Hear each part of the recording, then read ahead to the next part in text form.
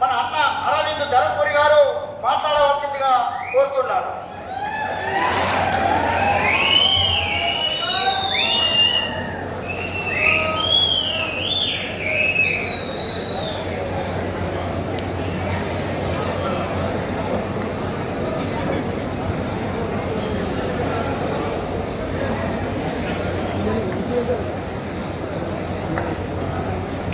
జై శ్రీరామ్, జై శ్రీరామ్.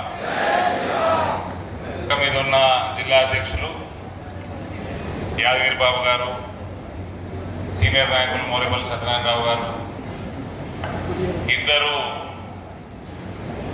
మన ఎమ్మెల్సీ అభ్యర్థులు భారతీయ జనతా పార్టీ అంజిరెడ్డి గారు, పెద్దలు కుమరయ్య గారు,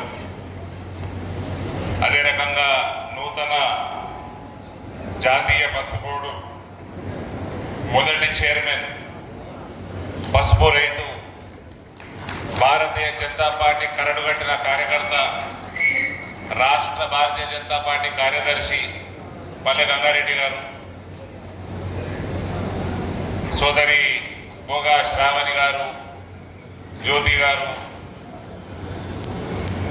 వేదిక మీద ఉన్న కొరుట్ల, జగిత్యాల నియోజకవర్గ నాయకులందరూ, కార్యకర్త సోదరులందరూ, మీడియా మిత్రులందరికీ కూడా నమస్కారాలు తెలియజేస్తా ఉన్నా. ఎప్పుడు కొరుట్లకు వచ్చినా చాలా సంతోషంగా ఉంటుంది, పుట్టింటికి వచ్చినట్టు ఉంటుంది.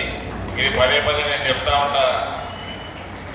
ఇవాళ కూడా మంచి వాతావరణం, మంచి మూడు కూడా ఉన్నది. ఇక మంచి మూడు ఉన్నదంటే ప్రాబ్లం పాపం టీఆర్ఎస్ వల్ల మూడు ఖరాబ్ అయింది.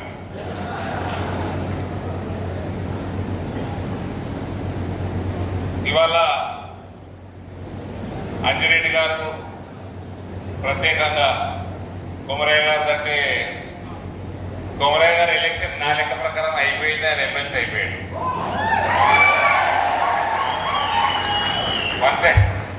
వన్ సైడ్ ఎలక్షన్ నడుస్తూ ఉన్నది. అంజిరెడ్డి గారు ఓటర్ల సంఖ్య ఎక్కువ, దాదాపు 3.5-4 లక్షల మధ్యలో ఓటర్ల సంఖ్య ఉన్నది. నేను ఒకటే చెప్పిన, అన్న నా నియోజకవర్గంలో భారతీయ జనతా పార్టీ ఆర్గానిక్గా ఉంటుంది. మీకు భారతీయ జనతా పార్టీని ఇక్కడ అయిన ఓటింగ్ శాతంలో 50% ఓట్లు ఖచ్చితంగా మీకు ఉంటాయి. దానికంటే తక్కువ రాదు. మిగిలిన 50%లో అందరూ కొట్లాడుకుంటారు.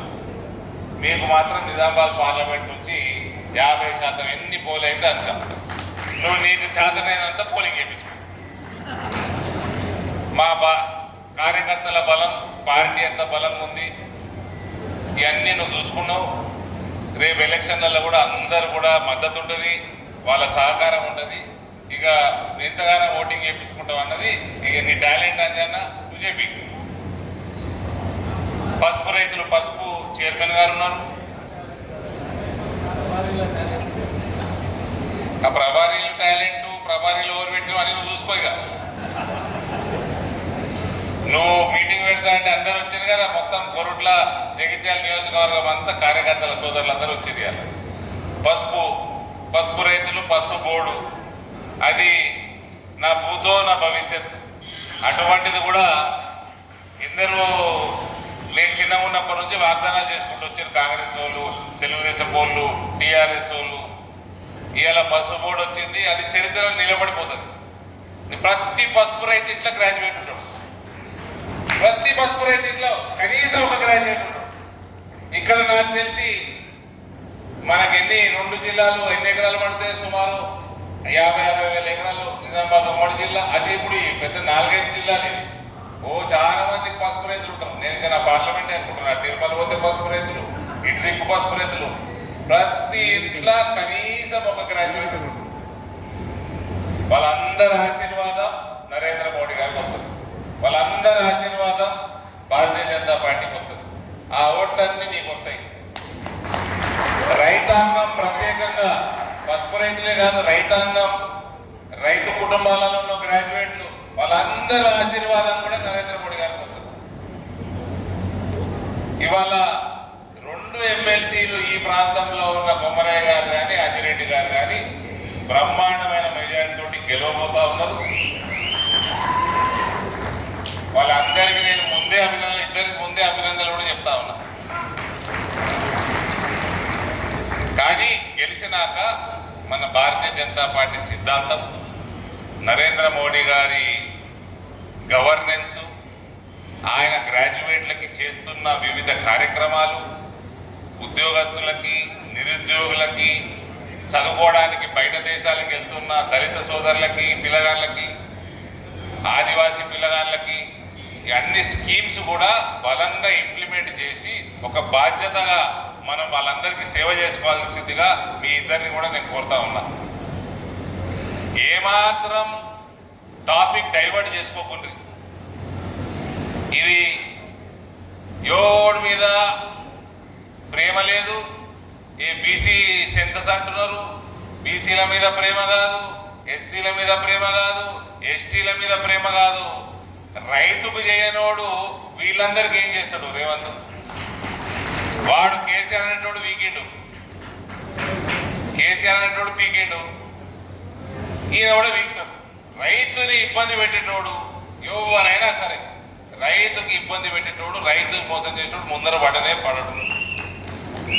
కాబట్టి ఈ ప్రాంతంలో మీ ఇద్దరు ఎమ్మెల్సీలు అయిపోయినరు. మీరు ఏ రకంగా సేవా కార్యక్రమాలు చేస్తారో అందరికీ మీరు ప్లాన్ చేసుకోండి. ఇక కొత్త బూటకం పెట్టినరు, సెన్సస్ అని బూటకం పెట్టినరు. అది నానా రభసాయి మీ ఛానల్ అని చూపించినాయి.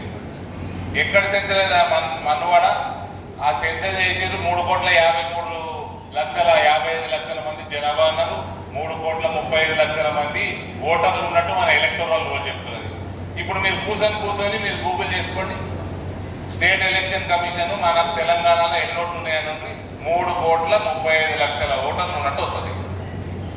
మరి కాంగ్రెస్ వాడు ఈ రాష్ట్ర ప్రభుత్వం చేసిన సెన్సెస్ల జనాభా సంఖ్య 3,55,00,000. అంటే 18 సంవత్సరాల లోపల ఉన్న 20 లక్షలేనా అండి? 20 లక్షలే ఉన్నారా? మళ్ళా స్టేట్ గవర్నమెంట్ పోర్టల్ పోయి 18 సంవత్సరాలు మైనర్లు మన రాష్ట్రంలో ఎందరు ఉంటుండ్రి. కేవలం 6 సంవత్సరాల లోపల ఉన్న పిల్లగాళ్ళు 39 లక్షల మంది ఉన్నట్టు చూపిస్తుంది. అది కూడా స్టేట్ గవర్నమెంట్దే, అది వాళ్ళదే. ఎలక్షన్ కమిషను అది వాళ్ళది, మనది. సెన్సస్ మీరు చేసిందే, మాది ఏం లేదు. ఇలా మేమేం లెక్కలు చెప్తలేము. అంటే 6 సంవత్సరాల లోపల ఉన్న 40 లక్షల మంది ఉంటే 6 నుంచి 18 సంవత్సరాల లోపల ఓటు లేని వాళ్ళు ఎందరు ఉంటారు?